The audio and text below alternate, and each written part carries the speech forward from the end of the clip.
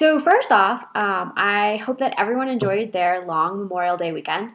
I'm really glad that it falls during pre-session because it's such a highly condensed class that I think it's really good for us to have at least one day off. My family had a great time too, and it was filled with farmers markets and trips to the pub with friends. I'm determined to bring back the concept of the pub, as in public house, and so I call all bars pubs, and hot dogs. I'm in Flagstaff right now, so it was cold and rainy, but it was really still quite fun. And I'm telling you all of this because hopefully you are following me on Instagram and you may have seen some snapshots of the weekend. But this week, we're going to be talking about the intersection of several things: privacy, relationships, and celebrity culture, especially. And as part of our discussion, if you aren't following me on Instagram now, please do. If you want to sign up for a fake account, that's cool too. I just want you to be able to see some of the posts so that I can talk about them in the context of the class.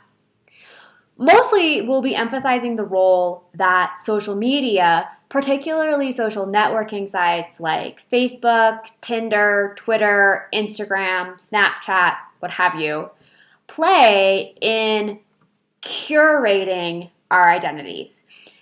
Curating our identities involves the creation of what you might call a personal brand, a sense where we're selecting and representing different kinds of content from our lives in order to put it up on display. And then the relationship between how we curate our identities and how our relationships become mediated. So somewhat obviously, privacy is a rather large component of that, and I think these ideas will become more clear as we go through the content. Let me say a little bit about the movie We Live in Public. Last semester, my TA's comment on the movie at one point was, I just got really sick of seeing everybody's junk hanging out all the time. And the first thing that I did was laugh. But after I'd laughed a bit, I told him that I thought that was a more insightful comment than he might have realized. And the reason is because we live in a culture where Khloe Kardashian chases her husband around wearing a strap-on dildo on television. Seriously, I don't actually remember what episode it was, but this is a thing that happened on TV. I don't think my TA watched a lot of reality TV, but I do because it's an interesting primary source of modern culture.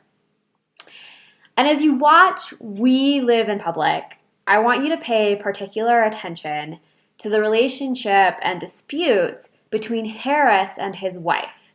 She originally agrees to live with the cameras running 24/7. What I want you to think about is, why exactly does she ultimately hate the cameras? And the main thing about We Live in Public is its timing.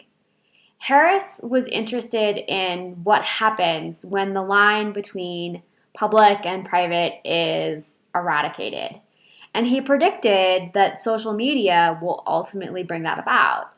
And his social experiments are extreme, and obviously, for all the TMI and sharing that we do on social media, our society doesn't exactly look like what happens in the film.